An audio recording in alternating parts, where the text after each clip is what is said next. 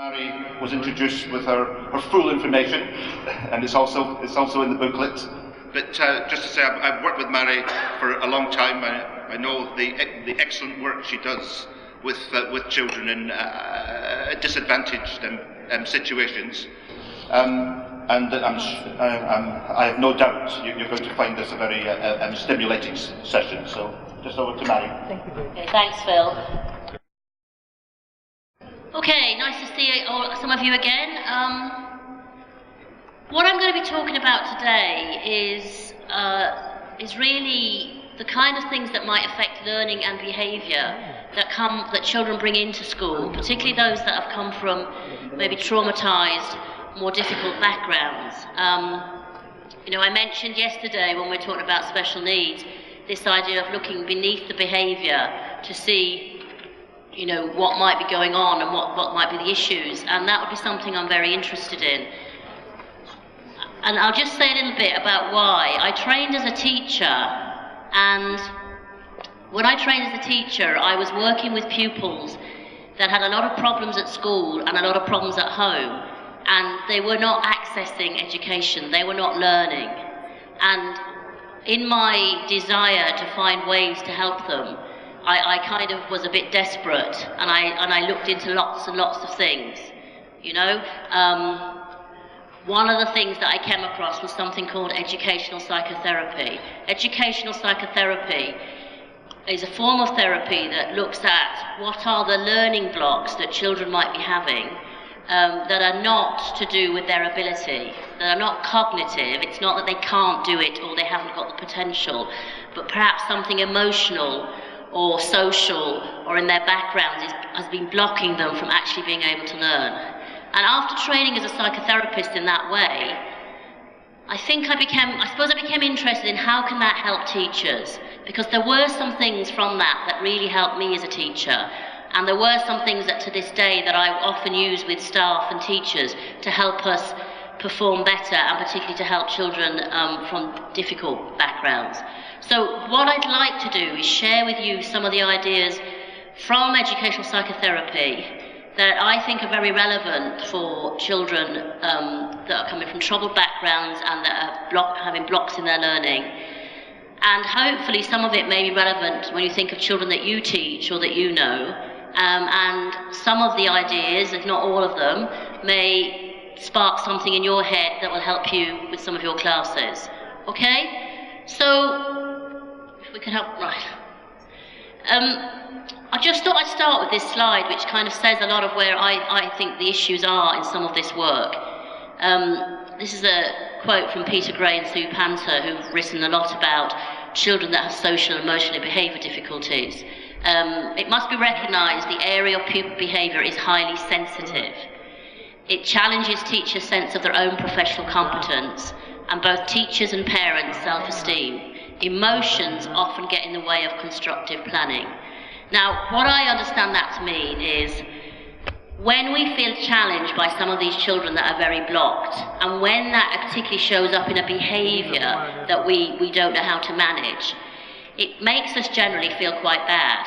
Because as teachers, we want to help, we want to know what to do, we want to support. And some of these children in our classes, we often quite literally don't know what to do.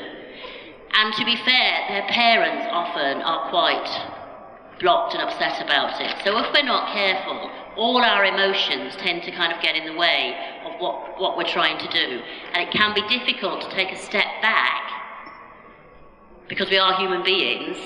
It can be difficult to take a step back and actually think, what is going on here? What could, take us out of it, what is going on here and how could that be? So before I move on, just on this topic, I'd just like to try something. I know we're quite a big room and everything. I'd like you, in a moment, to talk to the person next to you. Now, as there's going to be lots of us, and I'd want to be able to stop it as well, when I put my hand up like this, I'd like you to put your hand up and stop talking. Okay? We'll see how that goes. So, the exercise I'd like you to do for just a couple of minutes with the person next to you, I'd like you to think about your last day at school, your last day at work, I know some of you probably teach in colleges and universities or advise teachers, but your last day at work, can you talk to your partner about what feelings you remember having during that day? From the time you got up, you know, jumping out of bed, happy, the joys of spring, or crawling out of bed, counting the days to the holidays, all the way to when you, through your school day, through your lessons, through the time you went home and when went back to bed. Can you just have a little chat, a talk about the feelings you remember having? Not what was anything to do with children at the moment, just you personally, as the teacher, as the trainer. When you look back on that whole day, think about what happened, what you did, your lessons. What feelings do you remember having? Okay? So as I said, we'll take maybe 3 minutes to do this. When I put my hand up, please put yours up and stop talking. All right? Go.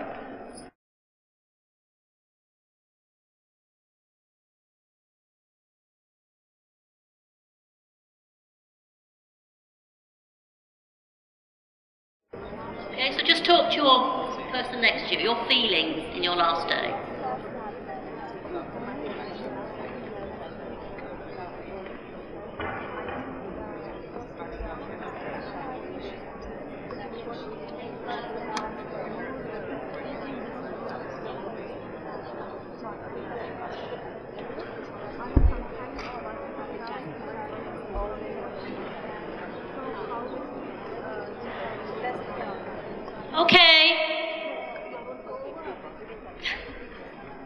Very good. I should now reward all those good students that remember the rule.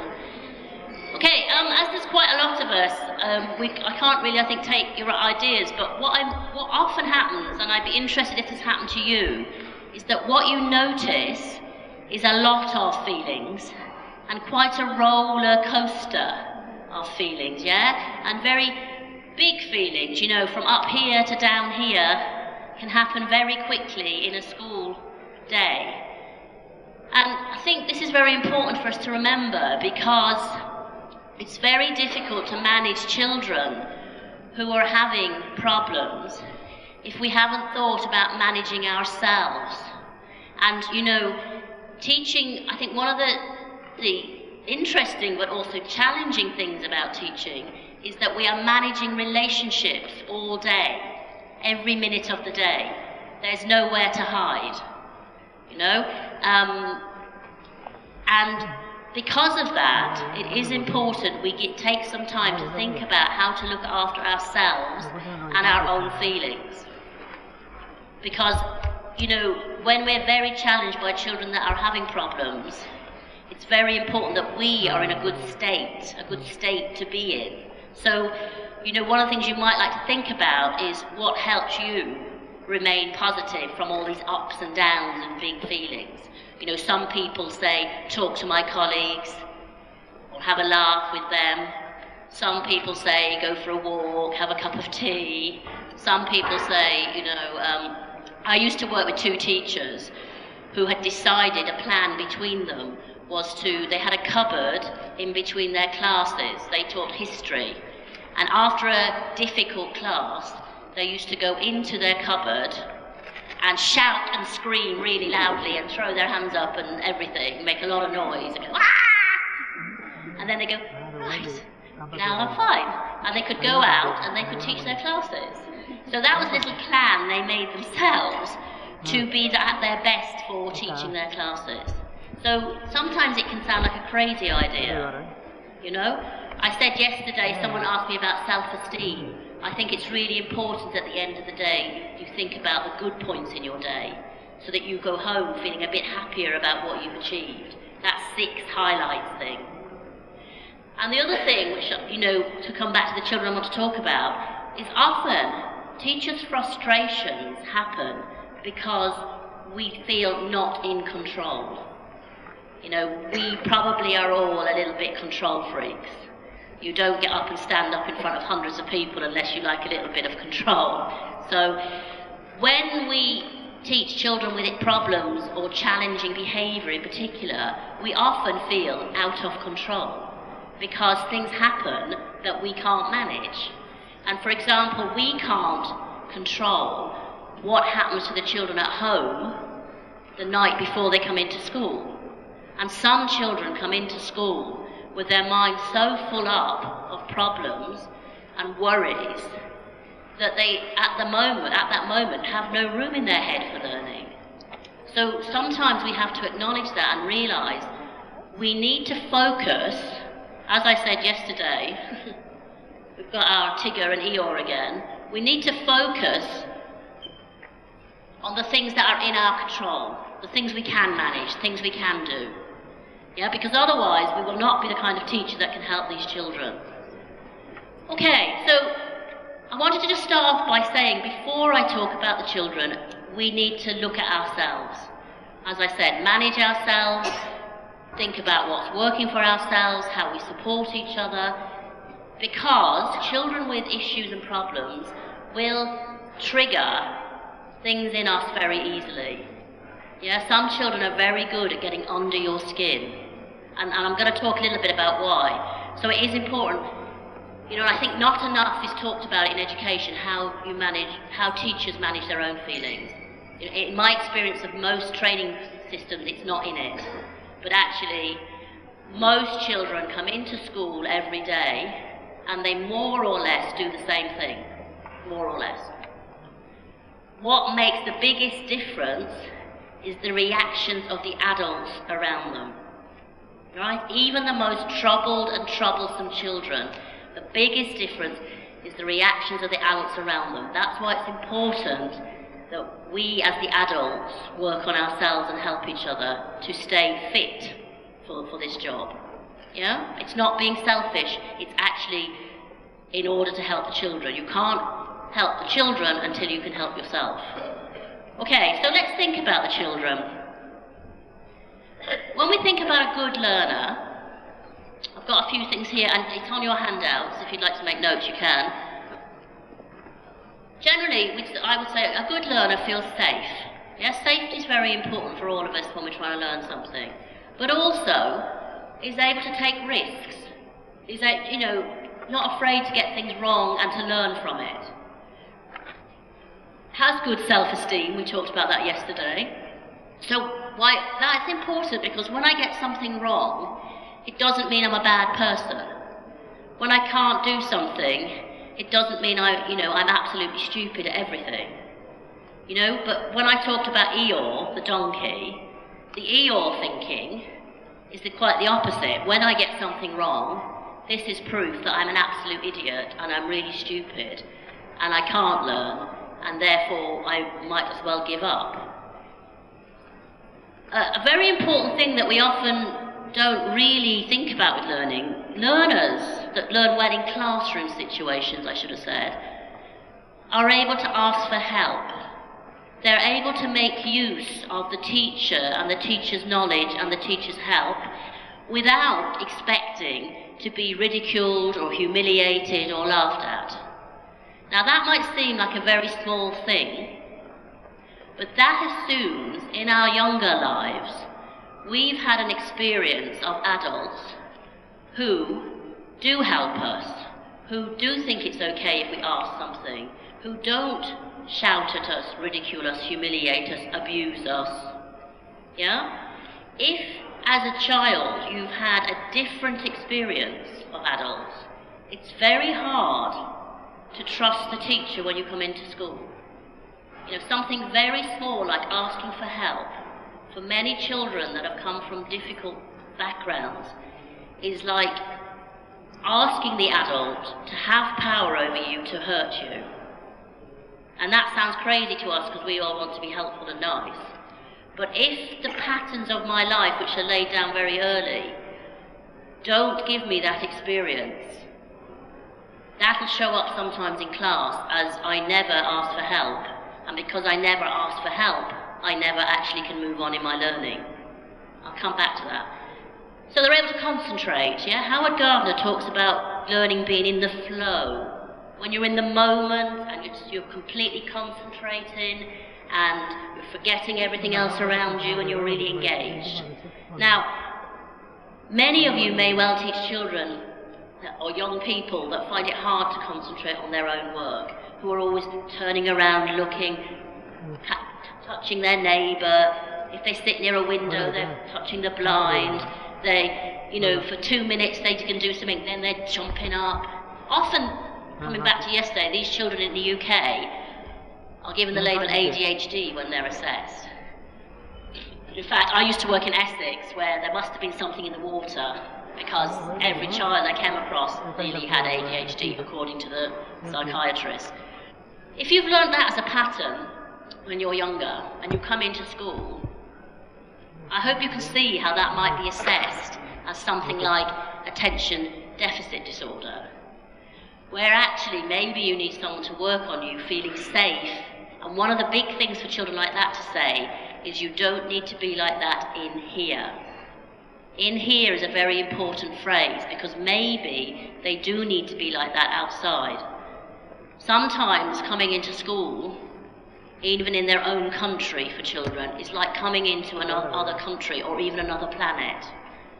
Yeah? One of the good things about school can be that school can often be the most safe, containing, consistent place. But that doesn't mean automatically, as soon as I walk in the gates, I can give up all these behaviours that keep me safe outside. So learning it's okay in here, realising as a teacher it might take time for those children to give up those behaviours, continuing to work with them and, you know, try to understand them is very important. Okay. So a key thing about learning that we also maybe don't always acknowledge is we're able to manage fairly big feelings sometimes of frustration, anxiety, and disappointment. You know, I thought I knew it, now I realise I don't. I was worried about, well, did I get it right? Oh yes, I did. I've spent an hour on this and I'm still not getting it, I'm quite frustrated. Good learners work through those feelings. Yeah, good learners keep going. Good learners have the Tigger mentality. They think, this is part of learning, if I keep going, I will learn it. Yeah? Again, these learners have often had experience of situations and adults who have helped them understand it's okay to feel like that, who have helped them to manage the frustration just by saying, yeah, it's okay. In fact, a lot of what happens is the feelings have been normalised. The adults, the parents, without realising it, have often said things like, you know, it's okay to feel like that. Yeah, keep going. We all feel like that sometimes. It's okay to be frustrated or worried. Some children will have lived their lives with adults who can't manage feelings. You know, I work with a lot of kids where the adults are either being very calm or very angry, and there's no in between, and there's no coming back from the anger. It's not discussed, it's not sorted out. You know, I often work with kids who say, I've got a bad temper, I can't help it, my dad's got, all my family have got a bad temper. That sounds quite fixed, doesn't it? That sounds like you've never managed to learn it at all, to change it at all. Whereas actually, it is changeable, but it takes time. So for these children, they need the teacher to be able to help them accept the feelings are okay. Sometimes we minimise the feelings by saying, don't worry, no, don't worry, you're very good. Or, you know, okay, you find that too hard, I'll change what we're doing. And we need to be a little bit careful about that we're not over-helping, and we're not actually helping them to develop this ability to get through the difficult bit. And that's the challenge, I think, for a teacher. We don't want to make things too difficult, but we don't want to jump in and help straight away either, because we create a kind of helplessness in the child. Yeah? So, also, they can bear not knowing something. That doesn't make them... If you've lived in circumstances where you feel very powerless, not knowing something can make you feel very powerless. So the simple act of a teacher trying to give you instructions and teach you unconsciously can make you feel really very horrible and powerless, and therefore sometimes the instinct is not to do what the teacher says or not to learn it. So we've already mentioned is optimistic, is the Tigger, can be positive, and can wait for attention, you know, especially in bigger classes. If I want to question, I have to share the teacher's attention with lots of people. Teachers often say to me that the most difficult behaviour in class is attention seeking, which is always an interesting point, because actually I think that we as teachers are very attention seeking. We don't stand up in front of 40 people without loving attention. So it's quite interesting that that's across the world, one of the most annoying behaviours I get from teachers. They say that children are attention seeking. What we have to ask ourselves is, what has happened in those children's lives that they can't believe you will give them attention if they wait? That they can't believe, very often they can't believe that you won't forget them. If I'm talking to you, someone over here doesn't think I've forgotten all about them. Now, if you've lived in circumstances, for example, children who live with parents who have an addiction of any sort, often actually it's interesting, teachers, well, generally all of us can be quite judgmental of addicts, and we think they can never be good parents. It's actually not true, because addicts have times when they are perfectly good parents, because they're not drunk all the time, or they're not high on something all the time. So there will be periods when they're able to parent, and then there'll be periods where they're quite literally not absent. They might be in the room and they're in motion and they're just not with the child, or they might be gone. Children who've lived in those kind of circumstances are going to learn that you must always keep your eye on the adult to see if you've got their attention, to see if they remember you, to see if they haven't forgotten you and gone off somewhere in their head. So if you've had this experience of an inconsistent adult, often in school, it's very hard to share the attention of the teacher and wait, because you can't believe the teacher doesn't forget you. Because that's been your experience, that's what's in your brain patterns. You know, on a much simpler level, if you come from my husband comes from a large family in Ireland, and when his brother brought home a girlfriend for the first time, his oldest brother, for dinner, they all sat round the table, and the mum put the dinner on the table, and all of them, all his brothers and sisters, just dived in and started eating. Everybody just got it, and this poor girl got nothing, because she waited politely. She thought this would be what would happen. She obviously came from a smaller family. And the interesting thing about that is his mother didn't criticise her children. She said, oh well, the next time she'll learn to be quicker. So, you know, even in families that they're not big problems, there's things we've learned that are useful, that then we come into school and this doesn't work. Okay, so that's the children and the learners. So as I've said, what affects, you know, why do some people not learn these skills? Some lives have been very traumatic. Some children's environments have actually taught them exactly the opposite. If I ask for help, you shout at me. If I can't do it, you humiliate me. If I wait for you to come and look for me, you always forget me. If I sit calmly and concentrate, something hits me on the back of the head, or, you know, something disastrous happens. And these learned responses have kept them safe. And actually, a lot of neuroscience now that you know, looking at the brain and the great things the brain can and can't do, would say that children's brain patterns are actually laid down quite early. And, you know, there is research around how the synapses in your brain, some of them don't even link up. Things like empathy, logic, problem solving, logic, can sometimes, in very traumatic, abusive situations, not link up in the first couple of years of the child's life. And of course that's going to affect him when they come into school. Okay, I just thought I'd show you this. I'm just interested. This was a picture drawn by a boy who was 11. He was in the first year of secondary in the UK. He was asked to draw a self-portrait, and this is what he drew. So I'd just like you, just for a minute, and again I'll put my hand up when I want you to stop. Could you, with the person next to you, could you just, what's your reaction to that? What do you feel when you look at it? And what do you think? Okay? All he was asked was to draw a picture of himself, and this is what he did. Okay, so in 2 minutes, your own personal gut reaction, what you feel, and then what you think or wonder. Okay? Just with the person next to you.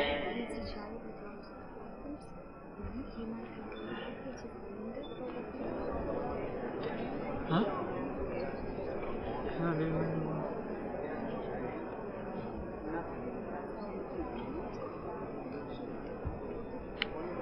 Okay, let's see who remembers a rule. Very good.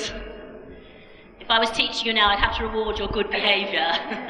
Because that's the other thing about children that get in trouble. They only get noticed when they do something wrong. We don't always remember to notice when they do something right. So I'm quite, did you want, oh, you're just being good. Okay, okay, again, you might have had different reactions to this picture. I've showed this to thousands of teachers now in different countries, and usually there's a mixture of, some people feel quite sad looking at it, yeah? Some of you are not. Some people feel a bit fearful. It's like, you know, and there's the kind of question, is he afraid or is he trying to frighten us? Yeah? Some people feel a bit hopeless and helpless, like they think, I don't know what you do. What would I do if one of my children did something like this? Some people are very curious. Often, you know, they wonder about, he looks like he's screaming, or his mouth, and is anyone hearing him, you know?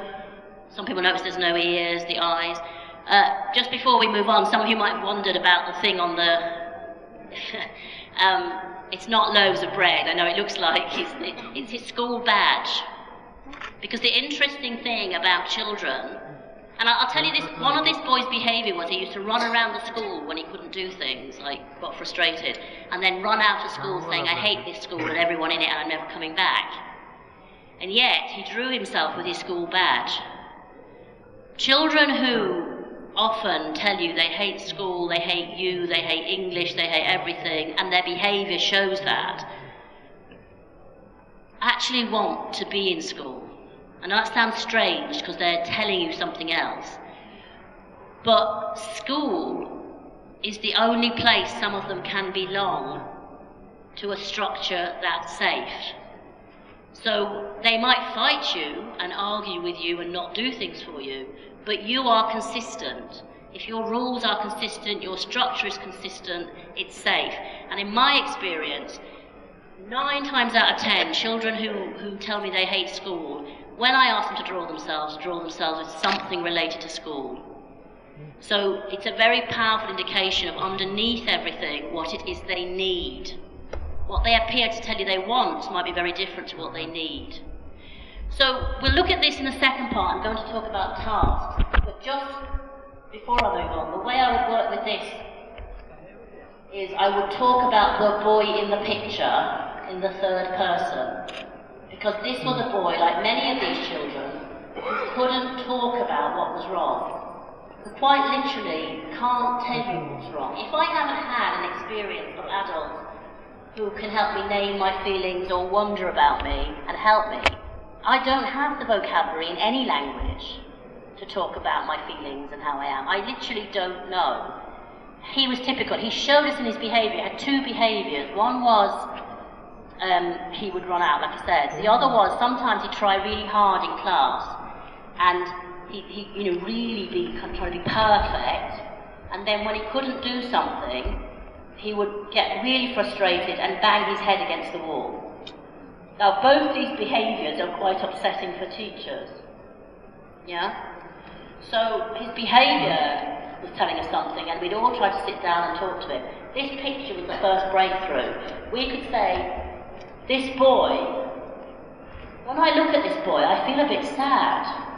I wonder if he's sad. Or when I look at this picture, I feel a bit frightened. I wonder if he's frightened. Or it looks like he's screaming. Is anyone listening? So, you know, it's all in the third person. And I always say I paid thousands of pounds to train as a psychotherapist to learn the phrase, I'm wondering. Because I would say the main difference between teacher training and therapist training is in teaching, you're taught about knowing and needing to know and having to have knowledge. In therapy training, you're taught to not know really, to be okay with not knowing, to be curious and to wonder. And this is a shift in our brain. One of my colleagues said she felt like she needed to put a new computer chip in her brain that can make a lot of difference in trying to work with children that have been traumatised with a lot of problems. You know, that shift of, so I'll share that for nothing. The phrase, I'm wondering. There you go. Okay, so,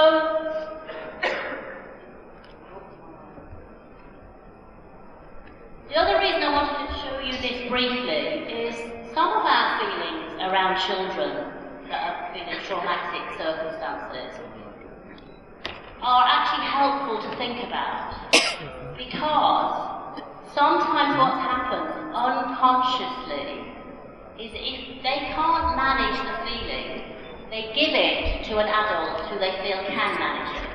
Not consciously, it's not like they get up in the morning and think, I'm feeling very sad today, I'll make this Delaney feel sad. It can feel like that sometimes, some children, that they've come in specifically to make your day bad. But unconsciously, what they're really looking for is somebody that can manage it. I can't manage it, so can you? I'm feeling completely hopeless. How do you deal with it? I'll give this to you. So the important implication for us as teachers is sometimes our feelings can give us information about the children or child we're working with. So if you're having a really good day and you look at your feelings for your day, everything was great, and then suddenly you went into one class, and in the class it just went, that might be you, and you might have to get over it and deal with it. Or it might be worth stopping and thinking, where did this come from? Because a minute ago I was great, suddenly I feel there's a point. The chances are you're working with a group of students or a child that are feeling pretty hopeless and thinking, what's the point? So if appropriate, you might name it. Often just understanding it for yourself is enough. But you might say, oh, you know, I'm feeling very stuck now. I wonder if anyone else is. Shall we look at this again, or shall we do something different? It's not to be frightened of having that emotion. Because for a child who's had no experience of an adult trying to understand them, or no adults maybe in their life, some of the children I work with, and I'm sure you work with, a lot of the adults have gone out of their life. Yeah, have died or moved or whatever, and literally are not there. So I haven't had the opportunity for an adult to understand me. So an adult who suddenly says something that was in my brain, it's like magic. I've had children say that to me. How do you know it? Are you magic? So I wish if I had magic I could cure a lot of things. So understanding projection is very important. I'll give you an example of my own, and then I might ask you to think of one of yours. When I used to run a unit for children in a secondary school who were all at risk and had a lot of problems and were really probably going to leave school if they didn't sort it out. And every Friday, I used to go to the supermarket near me, Tesco's, and wheel my trolley around slowly and very tiredly. And I used to think, I should work here because I'm rubbish at my job. I'm no good as a teacher. I'm completely pathetic at what I'm trying to do. I'm not helping them. I'm sure if I worked here, I could stack the tins on the shelves properly and have some satisfaction. Some people are now nodding and thinking, I know the feeling. If I'd understood about projection, I spent my week with children who felt useless, rubbish, no good, getting nowhere. It was no surprise that by the end of the week, me and my staff felt like that. If we had even managed to sit down and understand it in this framework, it would have helped us, I think, a lot. So, you know, for me, this projection is a very powerful thing to understand when working with, well, all groups, because it happens all the time, but particularly with children that have come from traumatic circumstances or where they've not had adults in their life to help them understand this kind of thing. Okay? So I'm going to give you 2 minutes again with your people next to you. Can you think about projection? Can you think about when it might have happened to you or some of the children you teach with? You know, anything that's in your mind now about what I've just been talking about, but related to classes or children or situations you've been in. Okay? Just to bring it back to yourself a little bit. 2 minutes, just with your partner.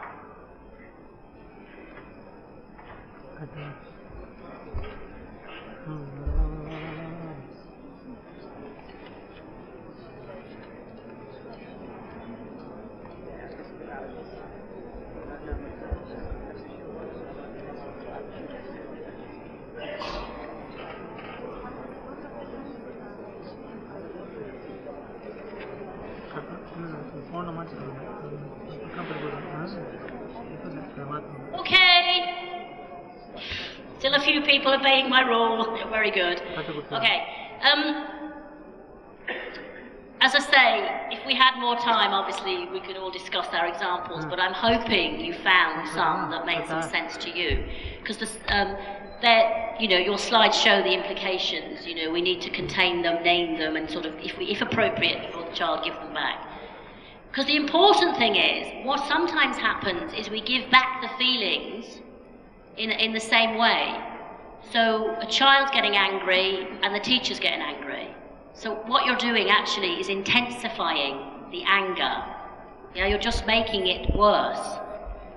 The child's feeling hopeless, the teachers give up. You know, you know, we are human beings, so it's quite likely you do feel like that sometimes. But it's our job as the adult to notice the feeling and try to sort of do something with it. So I just wanted to mention one more thing from psychotherapy before we look a little bit at the brain and things like that. Transference. Transference is the idea that the relationship I have with you is not with you, but it's of someone you remind me of. So I meet someone, and without realizing it, because they sound like someone I know, or something about them looks like someone I know, or something inside me, so I act towards them as I would act towards that person. And it happens a lot in school because you are what we call an attachment figure. You are a figure that's consistent and there for the children and obviously represents something. I mean, on a very different level, some of you might have had the experience of children that call you mum or dad without thinking when they put their hand up or something. That's a real transference. It's their kind of, you're triggering something in them that, like their parent. The importance is that children that have lived in difficult circumstances will often react to us as they do to the other adults in their life. So, for example, if you've lived in violent circumstances, yeah, if you've had a lot of abuse, if you've had a lot of violence in your life, you will be very used to adults being angry. You will not be used to adults being nice and calm. And this can seem very strange, that we're trying to be nice and kind to some students, and they're not accepting it. In fact, they seem to be trying to make us angry. And sometimes we sit down in class with teachers and we say, we know this child has a problem and we know there's lots of violence has happened in their life. So we must be very calm and, you know, not get angry. And then we go out of the staff room, and in about 2 minutes of meeting the child, we feel rage. We feel really angry. And sometimes we don't, without helping it, we get angry. Sometimes we can manage it. And if we get angry, we often then feel guilty. Now, what we've got caught up in is the pattern, the child's pattern, because the pattern of violence, and particularly domestic violence, is that the person that is angry and violent gets angry and then feels sorry and guilty. So, in a way, because the child is responding to us as they would to the adults they know, if we're not careful, we start behaving like that. So I think transfer is important just because we need to look at patterns around with the child that we may be caught up in. That without realising it, this always happens between me and them. It's possibly because I'm triggering something that's a memory for them. Yeah? It can happen the other way around. We all have students we're not very good at dealing with, maybe. They might be triggering a memory for us of something. And it can be useful to talk about that. The reason one colleague doesn't mind this student's behaviour and I find it impossible might be because they trigger a memory in me of something. Yeah? So transference can be very important to think about as well. Okay. So what does a child need in their early years? I've mentioned it, but just to go through the slides that you've got. Something called attunement. I mean, it is what it sounds like. The idea that, you know, when the child's a baby, the mother in particular, but also obviously the father, you know, responds, smiles, you know, mimics them. You know, sometimes you see the child blowing bubbles, the mum blowing bubbles, you know, patting the face. There's a lot of mirroring that goes on that helps the child be understood, that feels they can feel connected and met by the adult. And validation is that idea of them feeling they're understood. You know, when the baby's crying and the mum is saying, what's the matter? Are you hungry? Are you tired? Did the loud noise frighten you? All of that is the parent trying to understand for the child what their big feelings are. So that's what we call validation, finding words for them. Again, if you haven't had it, you learn other patterns. Okay, I'm just going to move on a little bit here to the brain. So what's the effect on the brain if you've lived in traumatic circumstances? Some of you may know this model of the brain, the one on the right in particular. I teach most of my classes about the brain because a lot of children I work with, no one ever talks to them about their brain and their learning. People only talk to them about their behaviour. And the whole point of being at school about learning gets lost. So I simplify it. You see you have the brain stem, that bottom bit, the oldest part of the brain, yeah? Then you have a very long word that I don't even know how to pronounce, diencephalon, because I call that the reptile brain, yeah? And when I'm talking to kids, what I would say is, the reptile brain is, when we were cavemen and cavewomen, we only needed to know one thing. When we met something, was it bigger than me? Is it stronger than me? Can I fight it, or do I need to run away? So if I met a dinosaur, I'd probably have to run away. Or some of them I might have to hide because I can't run faster than them. So my brain, the reptile part of the brain, the oldest part of the brain, is the brain that when in danger thinks fight or flight or freeze. Yeah? So get ready to fight, get ready to run, or just hide and freeze. Now, I think you probably can understand why that's important to know for learning. Because if you've lived in uncertain, traumatic circumstances, your brain very quickly goes into the reptile brain. When something is seen as a risk or dangerous, your brain goes into fight, flight, or freeze. So fight might be arguing with the teacher or saying this is boring or this is stupid or I hate it. Flight might be you know, not coming to the class or not bothering and giving up. Freeze is that I'm trying but I can't learn it kind of thing. So what a lot of those children need in that moment, they need something quite logical and mathematical to soothe them and get them out of that brain. The trouble is sometimes we try to talk to them. In this brain there is no talking. In this brain there's only action. Yeah? And sometimes we need that brain. You know, if we were in a burning building and someone came in and said, "Fire!" that's the reptile brain. That could be useful. If someone came in and said, "I'm just wondering, I've seen some flames over there and they appear to be rather big and orange. I wonder if we should run." That's, you know, we could all be dead by the time that person had finished telling us. So this brain is something we need, but some children go into it far too easily because of the lives they've had. The second part of the brain, that they call the limbic, I would call the mammalian, the mammal brain.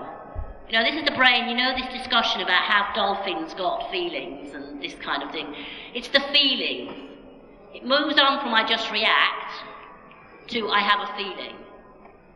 I don't know what to do with it, and I can't talk about it, but I have it. So, you know, I cry, or I go bright red when I'm embarrassed, or I do get very angry and shout. Yeah? And that's the second part to develop. And as I said, some old children have that but can't name it. The last part, and that smallest part, well, it's not smallest part, the last part that goes over all of that is the neocortex, the thinking brain. That's the analytical part, the part that can say, I'm feeling very frustrated because I can't do this English exercise. I don't want to give up, who can I ask? That's all a cognitive thinking process around a reaction to a feeling. We actually, in school, from a very early age, assume that all children can do that. And again, some children will need to be taught it or have it learn it with us, because they get out of that brain very quickly. So if I teach it to children, if you're having a class that's all going a bit chaotic, you can actually stop and say, okay folks, what brain are we in now? What do we need to do? Yeah, and you can make it, as I said yesterday, I'm not really into us going away and finding out these theoretical things and then feeling pressurized to put them into our teaching. I think if we learn something that's useful, we should share it with our students. And then you can say, you can use it, you can say, okay, you know, we need to get back into a thinking brain. Do we need to do a calming sitting down exercise, or do we need to do a worksheet, or does someone need to say how they're feeling, and now we can get on with it. And I don't know, some of you, which happens quite a lot in the UK, I know, sometimes when a child is very distressed, very upset, can't learn, especially in primary, teachers often have strategies like, come and help me tidy up the cupboard, or all the pencils, or putting all my sheets in order. And often the teachers tell me they feel guilty because it's not proper teaching. But actually, and I said yesterday about teachers' instinct is often right. The instinct is right because that child, when they're in the reptile brain, needs a logical, mathematical kind of task to get out of it. And sorting, putting things in order, tidying up, you know, joining up tasks that do, you know, just matching, those kind of tasks have a place when this is happening with a child or a group of children. So you don't need to feel guilty. It just means you've got good instincts very often. Okay, so that is a more complex way of saying what I just said, so you could read that yourselves. Okay, and again, this just reiterates the attuned sensitive care. I suppose this slide says, actually what can happen with babies that don't get this kind of care, or young children, that they get high levels of certain hormones, particularly cortisol, which is the stress hormone. And that actually, when it floods your brain, does affect your ability to think, retrieve information, and manage your behaviour. Yeah? So again, for those children, learning can be dangerous. It involves trust, it involves taking in. Some children's brains are full of too much other stuff. It involves letting go of that idea of being hypervigilant and nothing is, I have to keep myself safe. Okay, so what I want to do is I want to, just in the last part, look at tasks. That was a brief run through of understanding some of what might be going on. I suppose what interests me at the moment, I've come back a bit to English language teaching. I was out of it for a while. That English, or a foreign language I suppose, maybe offers opportunities for these children to explore things that in their brains they're anxious or worried about. It offers opportunities to reprogram, because quite a lot of the tasks are a kind of metaphor. You know, we do stories, we do drawings, we watch videos, we do plays, you know, we do role plays. You know, all of this maybe gives children a chance to enact or explore life in a different way. So tasks such as drawing, writing, reading, videos discussing can, I put here, unlock the internal world. Let me just show you. Yeah. I hope you can see this. One of the tasks I often do with children as an educational therapist, this is a spaceship. It's from a book called the Anti-Colouring Colouring Book, which is a very old book and very cheap. If you want to try and get it from Amazon or someone like that, you can. It's only about £2.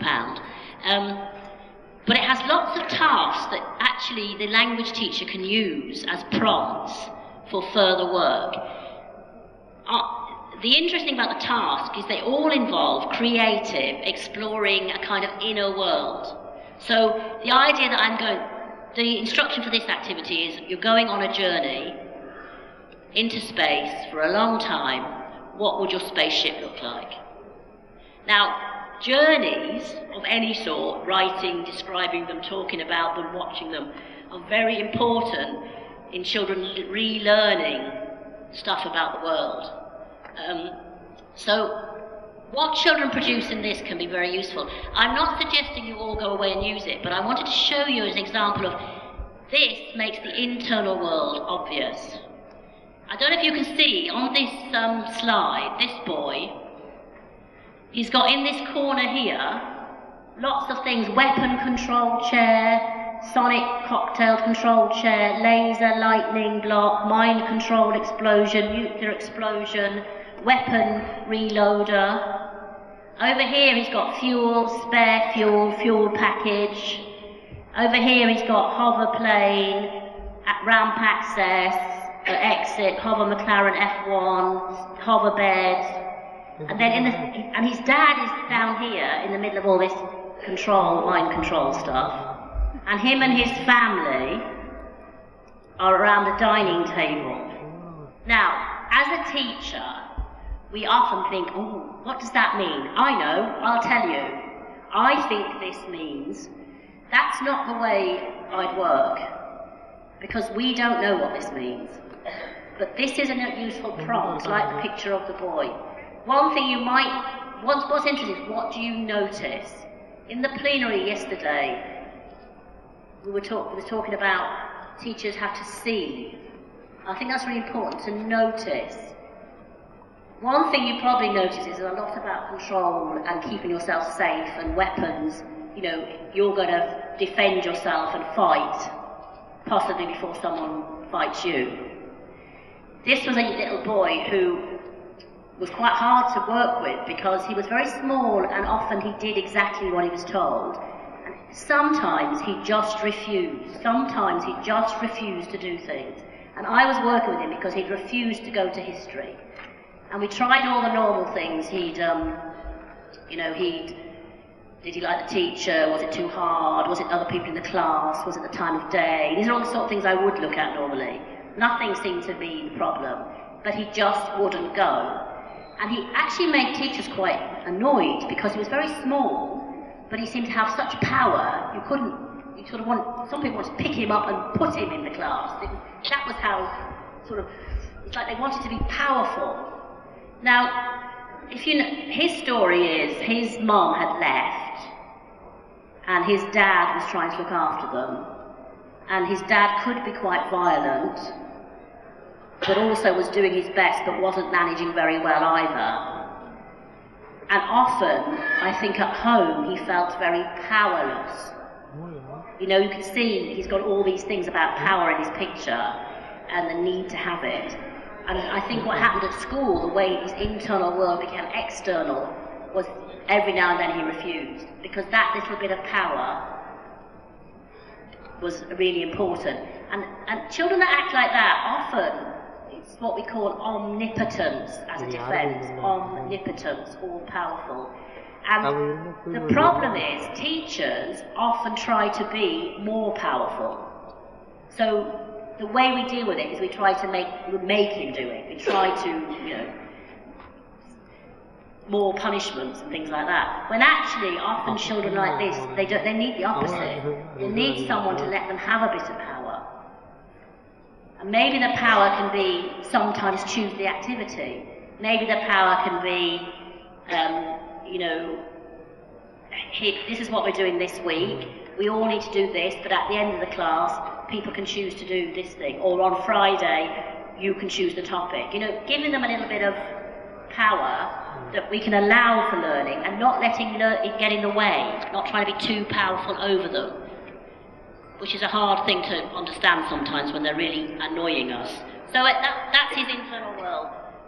So the task and the curriculum, the question really for us then is, how can a task can be containing? By containing, I mean something that manages all this stuff that I've been talking about, all these feelings, all these projections, all these anxieties, all these issues from the internal world or outside.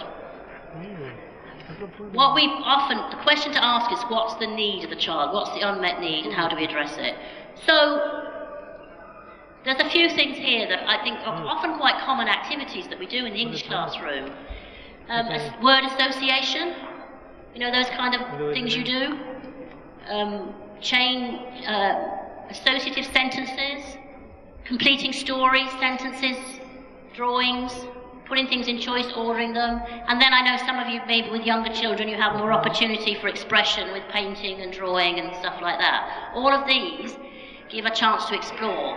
One small tip I would say, and it's a very strange thing in some ways, if you put your worksheets, if you put a border around your worksheets, okay, so if you've got anything that you make it like it's got a frame, and you put your activity in the frame, for children that have not been very safe and contained, unconsciously that's very safe.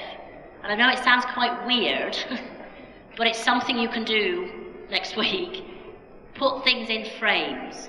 If you're doing word association, word snakes, you know that thing we have a word snake sometimes? That's a frame. The spaceship I showed you, that's a frame. If you think about it, it's got, you know, if it's an activity where it's not just a big bit of paper, but it's contained in something, that can be very helpful for children that need that sort of reassurance. Okay. Okay, well, we'll go on to types of activities, actually, because time's really short. I put in here some types of activities that I thought you might use or can use in the language classroom, or I have used. Jigsaws. I don't know if any of you know that kind of activity where you cut up something and then they have to match. Yeah? Any kind of matching stuff, you know, pairs. But if you have larger classes and you can't do all that sort of stuff, even joining things up in a line, putting things in order, finding things. For children who are a bit lost, finding things is very powerful. For children, there's been lots of fragmentation, lots of adults have gone away and left them. Putting things together in some neat way is quite important. Stories which allow feelings. There's a whole series here by someone called Margot Sutherland. They're therapeutic stories. You might not want to use these, but I'm sure you've got them in your own culture. I also use a lot of normal children's books when there's some kind of message around, you know, lots of children's books have them actually, and lots of traditional stories. Traditional stories and fairy tales are very containing and helpful, because traditional stories and fairy tales have good and bad in them. And children that don't really manage their feelings very well need to know that good and bad is normal, and that, you know, things get sorted out. That's why fairy tales across the world are very powerful anyway. Stories that allow feelings. There's a book called Where the Wild Things Are. I don't know if any of you know it. It's been a film now, actually. A boy who wakes up in the night and goes off with all these wild things in the forest, and then eventually comes home because he realizes he doesn't want to be that wild all the time. It's a very useful story because it allows children to let out all those mad, wild feelings. And you know, if you have children writing stories and you think, oh, I'm a bit worried about the topics, don't be necessarily, because it could be a way of just letting out. Feelings are normal. There's no such thing as bad and good feelings. It's what we do with the feelings that's the issue. And there's films, you know, The Incredible Hulk and all those kind of, you know, those kind of, there's somebody that becomes good, is good and then becomes bad, and there's a lot of things you can explore, just the topics in normal English lessons and comprehension, discussing the characters, writing about the characters, putting feelings to the characters, all these kind of activities that actually exist already in the English curriculum, we can do. And frames and boxes. If you can sometimes get them to help their work in boxes or in cardboard files, but with a lid. And that sounds strange, but keeping your world in a box can be very powerful for children whose world is very chaotic. Okay, I'm actually going to finish there. I think we might have 5 minutes, do we, for a question? On your handouts, you've got some of my contact details. I am aware I've rushed through a lot of things there, thrown a lot of things at you. My email, my website is there. I have some copies of my book if anyone wishes to look and buy. You can get them from the internet as well. Just to mention, in the special needs course that we are writing forever, but we will get it finished, there's a section on children with social and emotional behaviour difficulties, which relates to a lot of what I'm talking about. There's a webinar on teaching English where I talk about dealing with challenging learners, and if anyone wants to come to England in the summer, we run a course around this as well. So I'm going to stop, and do we want, what time is it? Okay, so we can have 5 minutes for a question, if anyone's got one, or if you're all hungry and need to go to lunch, we can stop. Has anybody got a question?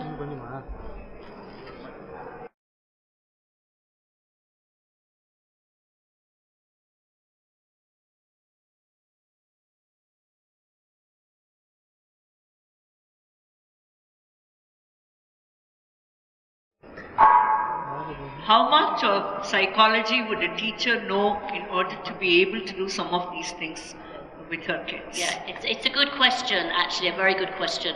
I think, as I said before, a lot of teachers' instincts are quite right. In a way, maybe some of this explains why things work that you do, or why you have success with some children. So I don't think we need to get hung up on, you know, going off and having to train more in psychology. I think understanding a few of the terms can just be a bit of a help. So things like projection and transference, and just understanding it happens. And just understanding, I think the main thing for me is thinking, what's the child's need that this could be showing me, and how could the activity meet the need? And then I think you'll find that activities you do already are perfectly okay. You might just do them more consciously. Thanks so much for your wonderful presentation. Actually, it's not a question, it's a kind of comment regarding the point that you have mentioned before regarding the transparency. I would like just to share one small experience. We experienced it while we were children at school. We happened to use the English period in the early morning. It was at 8 o'clock.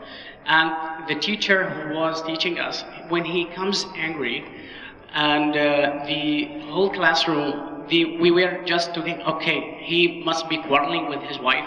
So he comes to us in the early morning, and he is so angry on us. He's shouting at us. And that opinion has been generalized all over the school. And then when we will have a kind of this teacher who is angry and shouting in the early morning, so he must be quarreling. So really, that is affecting the classroom and the generalization that we are having. Yeah, and I think that's a really interesting, thank you, I think that's a really interesting point because for two reasons. One, it shows the importance of managing ourselves because we are human beings and the impact of our outside life sometimes can impact, so we need to try and help ourselves.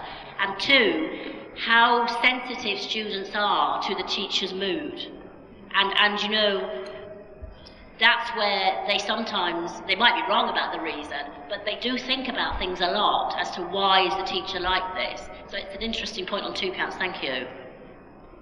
Ma'am, the crux of the problem is when we become teachers. It's a very important issue which I'm going to discuss with you. Suppose I do my PG, I'm teaching in college. After doing my PG, I qualify certain exams. After that, the result is declared and I get a letter that you go to college and teach the students over there. So this is something very objectionable. Before becoming a teacher, we should be given certain very important training.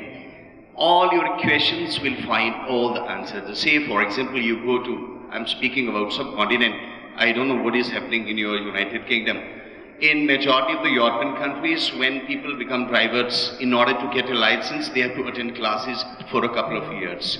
If education really mean it, we have to give training to the teachers before sending them to the classes. Because we are the architect, you know, there is a quotation by somebody, some critic, that the destiny of a nation is shaped in its classrooms. I think you're quite right, so thank you. That is important. You're quite right, I think it's such an important job. I think we all do our best, but everything, training and everything could be improved. I just wanted to leave you, thank you for your questions and your attention, with two examples that might explain to you why I think teachers are so important and hopefully inspire you a little bit. I now live in Ireland. When I moved to Ireland, I met a boy who had a very similar life to a boy I worked with in England for a long time. I worked with a boy in England whose father had died committing a bank robbery. He'd been shot, and his mother couldn't cope after that, so she became an alcoholic. That was when the boy was 7. This boy loved learning, but he didn't like teachers telling him what to do, which you can imagine. He needed to feel powerful and look after himself because no adult was. He got help from school, and we did a lot of stuff with him, and he went to university, and he's now training to be an educational psychologist. He might be a bit dangerous, but anyway, no, he's going to be an educational psychologist. He's really into psychology. I met a boy very similar to him when I went to Ireland. His father had died, had been shot because he was dealing drugs. He was very well known in the area. In England, the other boy's family were very well known as well in the area. His mother couldn't really cope. He had brothers in and out of prison. That boy is now on trial for murder, and he will go to prison because he did do it. The difference between the two boys, apart from two different countries, in my opinion, one was kept in education. One had teachers that tried really, really hard to understand him and work with him, even when he was being a complete pain in the neck. And one was put out of the system very early in his school career. And our prisons in the UK and Ireland are full of people who can't read and write. So your job as teachers, as we said in the first plenary, is much more than teaching language. You have huge effect on people's lives. So on that note, I'll finish.